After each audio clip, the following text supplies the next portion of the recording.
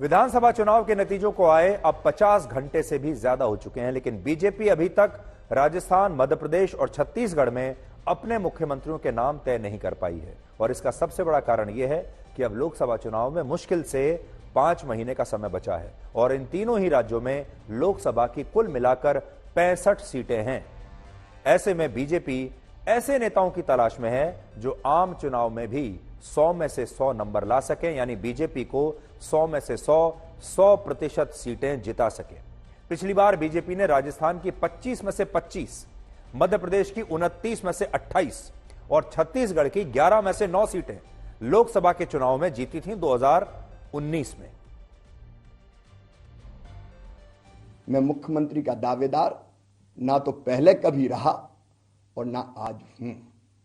मैं एक कार्यकर्ता के नाते सदैव भारतीय जनता पार्टी मुझे जो भी काम देगी उस काम को समर्पित भाव से अपनी संपूर्ण शक्ति, क्षमता और प्रामाणिकता, ईमानदारी से सदैव करता रहूंगा। भारतीय जनता पार्टी एक दल है, प्राइवेट लिमिटेड कंपनी नहीं है। इस दल की अपनी प्रक्रिया है, परिणाम आ गए हैं, अब प्रक्रिया अपनाई जाएगी और उसके बाद निर्णय होंगे। देखिए, मैं तो बहुत छोटा सा कार्यकर्ता हूँ पार्टी का। जनता जानना चाहती है कि मुख्यमंत्री का चेहरा चलिए थोड़े दिन इंतजार करिए। हमारे प्रधानमंत्री जी कोई नया जो कोई सोच नहीं सकता ऐसा फैसला लाते हैं जनता के सामने जो चौंकाने वाला होता है। तो जो भी होगा प्रधानमंत्री जी के दिमाग में होगा। सब कुछ ये पार्टी और माननीय प्रधानमंत्री जी करने वाले हैं, उन्हीं के मार्गदर्शन में ही तो सब कुछ आगे बढ़ रहा है। तो मैं तो कहता हूँ करने वाला बड़ा होता है और करता बड़ा होता है। करने वाले तो हमारे जैसे सेवा हैं, सेवा के रूप में हम लगे हैं। और आपको बिल्कुल ताजा स्थिति के बारे में बताने के लिए एक बार फिर से इन तीनों राज्यों की राजधानी लेकर चलते हैं। जयपुर से हमारे साथ हैं शरद कुमार, भोपाल से हिमेंद्र शर्मा और रायपुर से सुमी राजप्पन हमारे साथ इस समय लाइव हैं। सबसे पहले हम चलते हैं जयपुर, सबसे बड़ा राज्य है राजस्थान। तो शरद, कल आपसे लंबी चर्चा हुई थी कि कौन बनेगा मुख्यमंत्री। कल से लेकर अब तक पिछले 24 घंटों में और क्या बदला है और क्या स्थिति कल के मुकाबले स्पष्ट हुई है?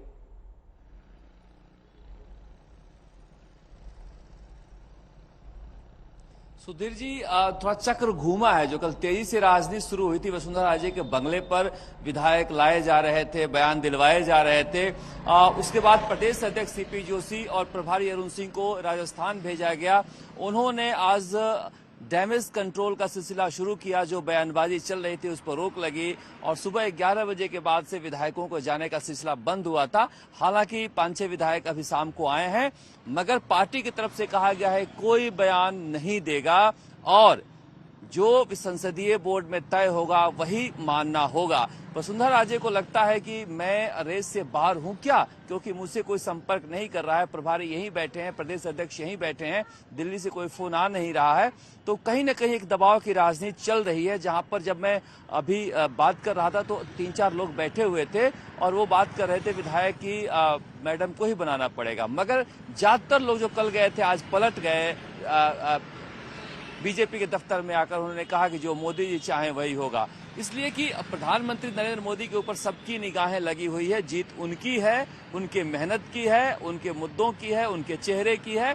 इसलिए मुझे नहीं लगता है कि वसुंधरा राजे एक बार्गेनिंग पावर तो दिखा सकती हैं अपना, मगर अंत में प्रधानमंत्री नरेंद्र मोदी के चाहने पर ही सीएम बनेगा। और सीएम कौन बनेगा इसके लेकर सब लोग अभी डरे हुए हैं, जिनका नाम चल रहा है कि कहीं नाम कट न जाए।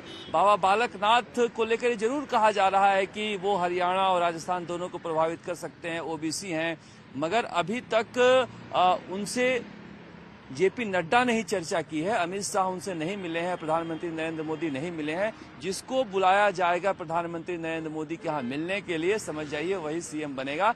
फिलहाल अभी कोई भी स्थिति स्पष्ट नहीं हो पाई है। कोई नया नाम भी हो सकता है। कई लोग तो कह रहे हैं कि राजेंद्र राठौर सतीश पूनिया हार गए तो क्या हुआ, पुष्कर सिंह धामी और केशव प्रसाद मौर्य हार गए थे तो मुख्यमंत्री उप मुख्यमंत्री नहीं बने, उनका नाम भी हो सकता है।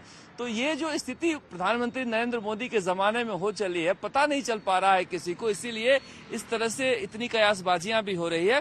लेकिन ये सच है कि अगर ये पूरा चुनाव मोदी मोदी और मोदी था, किसी से पूछो बीजेपी को वोट क्यों दे रहे हो, तो मोदी के लिए, एक भरोसे के आगे कोई नाम था नहीं। तो वो भरोसा जो है वो बीजेपी ज्यादातर जो लोग है मोदी में, इसलिए मुझे लग रहा है कि थोड़ा सा घर्षण बल, फोर्स ऑफ फ्रिक्शन जरूर यूज होगा।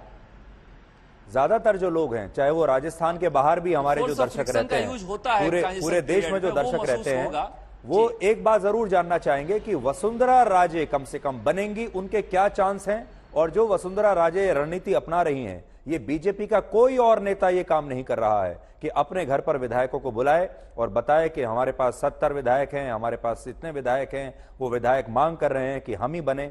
ये जो रणनीति वसुंधरा राजे अपना रही हैं, ये कितनी सही है और वसुंधरा राजे के असल में चांसेस हैं कितने, या आप कहेंगे कि लगभग शून्य है?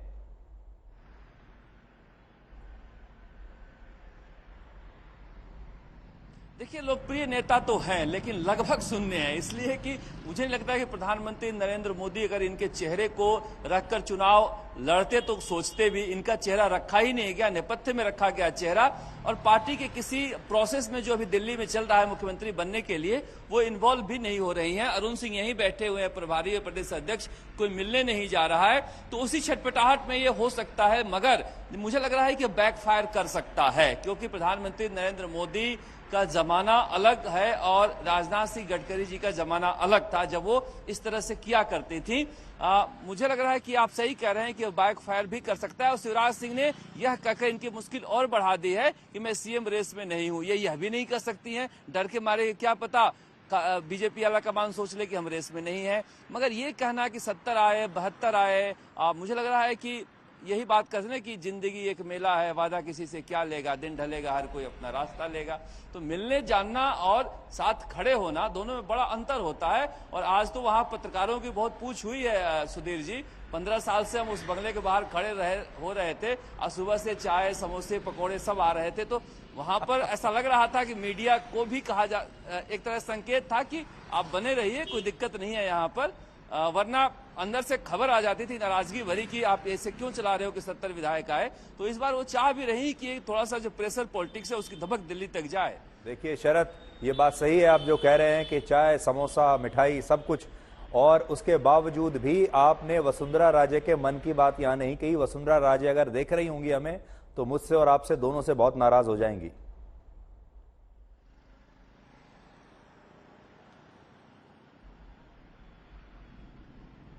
नहीं, सही बात आप कह रहे हैं कि, लेकिन उसमें वसुंधरा राजे की तरफ से इनकार भी नहीं किया जा रहा है, ये भी नहीं कहा जा रहा है कि आप मत चलाओ, क्योंकि पहले इस तरह की खबरें चलती थी, वो खंडन आता था।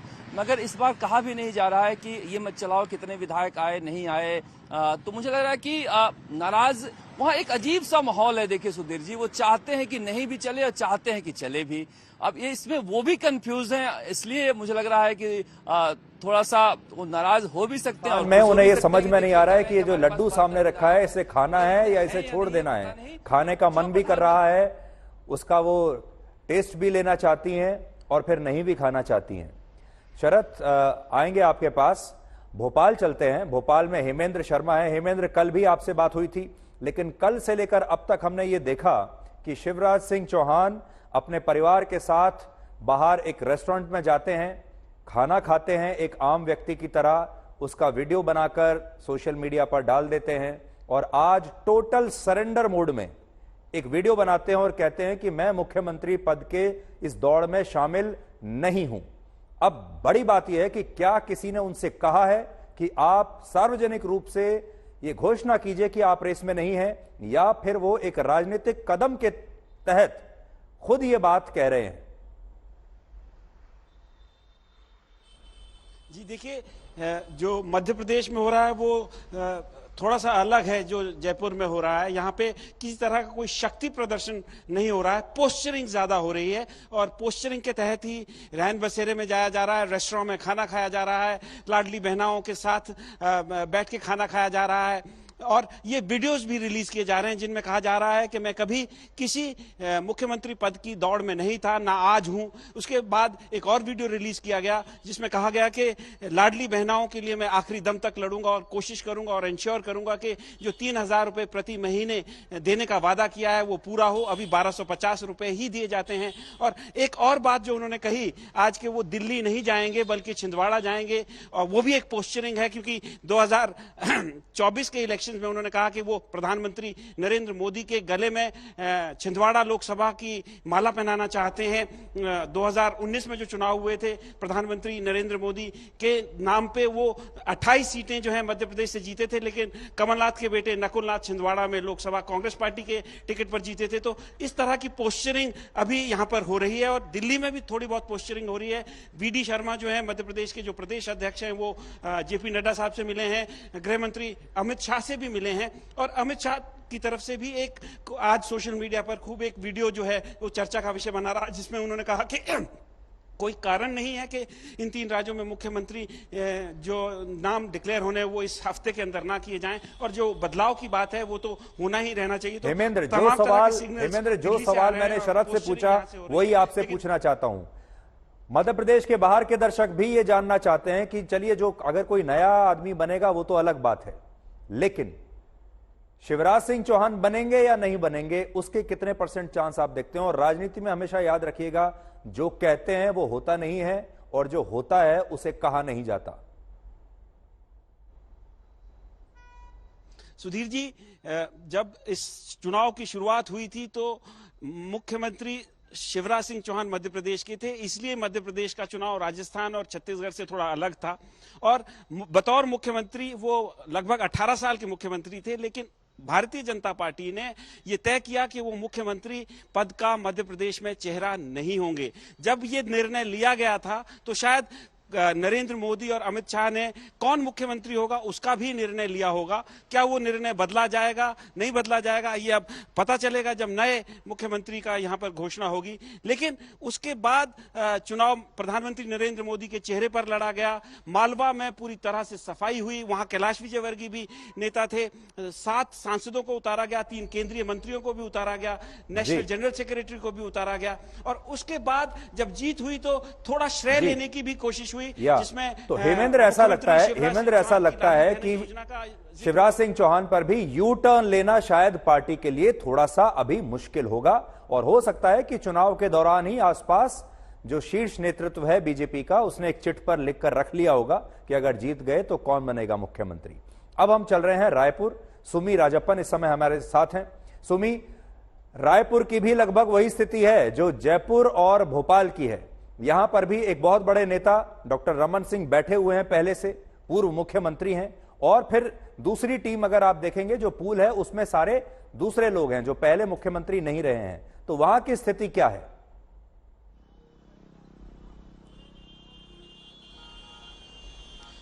जी बिल्कुल, यहाँ पर भी स्थिति बिल्कुल वैसे ही बनी हुई है। इनफैक्ट मैं तो ये कहूंगी कि राजस्थान में बहुत एक्शन है, मध्य प्रदेश में भी थोड़े बहुत डेवलपमेंट्स हो रहे हैं, लेकिन छत्तीसगढ़ की माने तो यहाँ पे डेवलपमेंट्स बहुत कम हो रहे हैं। यहाँ पे जो सिचुएशन है काफी ठंडी पड़ी हुई है, मौसम भी यहाँ पर ठंड हो चुका है और पॉलिटिक्स में भी काफी ठंडाई देखी जा रही है। ये बोलना गलत नहीं होगा कि डॉक्टर रमन सिंह पे इस बार बीजेपी बिल्कुल दांव नहीं लगाएगी, क्योंकि उनका जो तजुर्बा है, 3 बार उन्होंने छत्तीसगढ़ के सीएम बनके छत्तीसगढ़ को बहुत अच्छे से लीड दी है और एक साफ छवि उन्होंने अपनी रखी है। तो उसकी वजह से डॉक्टर रमन सिंह को कंप्लीटली रूल आउट करना गलत होगा। सेंट्रल लीडरशिप उनके बारे में अब भी सोच रही है, ऐसा माना जा रहा है। और अगर आप पूल में देखें, जैसे कि आपने बताया, दूसरे पूल में वो सारे लीडर्स हैं, जैसे कि विष्णुदेव साय हो गए, वो सरगुजा डिवीजन के कुनकुरी सीट से लड़े और सरगुजा डिवीजन इस बार एक विनिंग डिवीजन के तौर पे उभरा है पूरे छत्तीसगढ़ में।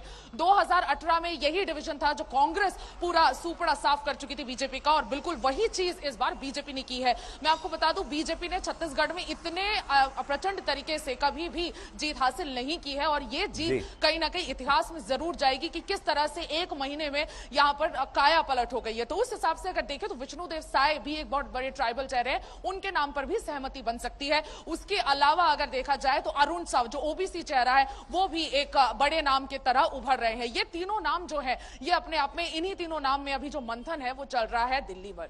जी, आप तीनों का बहुत बहुत शुक्रिया। और जैसा कि हमेशा बीजेपी के बारे में कहा जाता है, प्रधानमंत्री मोदी और अमित शाह के बारे में कहा जाता है कि अगर मीडिया में किसी का नाम चल गया, अगर जो विश्लेषक हैं उन्हें कोई बात समझ में आ रही है, उन्हें कोई नाम समझ में आ रहा है, तो समझ लीजिए कि वो नाम तो बिल्कुल नहीं बनेगा मुख्यमंत्री। और आज भी बिल्कुल ऐसा ही है, बिल्कुल गुप्त रखा जा रहा है। अब उस चिट में किसका नाम लिखा है, उस चिट में नाम लिखा जा रहा है या उस चिट पर यह नाम पहले से लिखा जा चुका है, ये बात कोई नहीं जानता।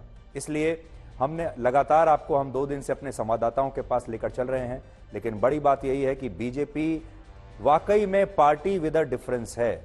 बीजेपी बाकी पार्टियों से बिल्कुल अलग है, और बीजेपी में जो नेता हैं, चाहे बड़े बड़े नेता हों या छोटे नेता हों, सब जानते हैं कि अनुशासन में कैसे रहना है। 1-2 अपवाद जरूर हो सकते हैं, वसुंधरा राजे जैसे, जिन्होंने अब भी पुराने जमाने के स्टाइल में अपना एक तरीके से शक्ति प्रदर्शन करने की कोशिश की है, बताने की कोशिश की है कि उनके साथ बहुत सारे विधायक हैं, विधायक उनके घर पर आ रहे हैं। लेकिन जैसा कि शरद ने कहा कि ये नई जो व्यवस्था है बीजेपी में, जो पिछले 10 साल से आई है, उसमें इस तरह के जो कदम होते हैं वो कारगर नहीं साबित होते। और 3 राज्यों में जो बीजेपी ने तय किया कि प्रधानमंत्री मोदी के नाम पर ही चुनाव लड़ा जाएगा और मुख्यमंत्री पद का कोई चेहरा नहीं होगा, इससे यह पता चलता है कि इन तीनों राज्यों में ही वोट पड़े हैं सिर्फ एक नाम पर, सिर्फ एक चेहरे पर, और वो है प्रधानमंत्री मोदी। और उन्होंने जो बड़े कदम उठाए, एक बड़ा कदम यह था कि सांसदों को और मंत्रियों को, केंद्रीय मंत्रियों को कह दिया था कि आप वहां जाकर चुनाव लड़िए। ये सब इस बात के संकेत हैं कि प्रधानमंत्री मोदी यहां पर बड़े बड़े नेताओं को, मुख्यमंत्रियों को ये बताना चाहते थे कि उन्हें ये समझ में आना चाहिए कि वो एक पार्टी के कार्यकर्ता हैं, उससे ज्यादा कुछ नहीं, और वो इस बात के सपने देखना बंद कर दें कि अगला मुख्यमंत्री कौन बनेगा या वो उसमें शामिल हो सकते हैं। तो ये पार्टी अब बिल्कुल एक अलग रास्ते पर चल चुकी है, जहां पर किसी को भी ये गलतफहमी असल में नहीं होनी चाहिए कि अमुक राज्य में पार्टी उस नेता की वजह से जीतती है, उस चेहरे की वजह से जीतती है। और अगर मैं प्रधानमंत्री मोदी की बात करूं तो आप याद कीजिए, जब पिछली बार बीजेपी राजस्थान में हारी थी तब लोग वसुंधरा राजे से बहुत नाराज थे, लेकिन तब भी वो ये कहते थे कि हम वसुंधरा से तो नाराज हैं लेकिन प्रधानमंत्री मोदी से नाराज नहीं है। और हर राज्य में, चाहे उन्होंने बीजेपी को राज्यों में हरा दिया, लेकिन लोकसभा में प्रधानमंत्री मोदी को दोबारा जिताकर उन्होंने बताया कि प्रधानमंत्री मोदी से किसी की कोई नाराजगी नहीं है। और इस बार तो विधानसभा में भी उन्होंने बता दिया कि हम इन्हीं के नाम पर वोट डालते हैं। यानी मोदी की जो गारंटी है वो हर जगह चल रही है। लेकिन ऐसा लगता है कि 2 दिन निकल चुके हैं, कल शाम तक शायद ऐसा लगता है कि इन तीनों राज्यों के मुख्यमंत्रियों के नाम आपके सामने आ जाएंगे, और हमेशा की तरह ये नाम और ये खबर सबसे पहले आप आज तक पर देख पाएंगे। सबसे पहले ये खबर आज तक आप तक जरूर पहुंचाएगा। इसलिए अगले कुछ दिनों तक आप सिर्फ आज तक देखिए, इधर उधर बिल्कुल मत जाइए, और जैसे ही नाम के बारे में पता चलेगा सबसे पहले आज तक के जरिए ये नाम आप तक पहुंचेगा, ये चिट आप तक पहुंच जाएगी।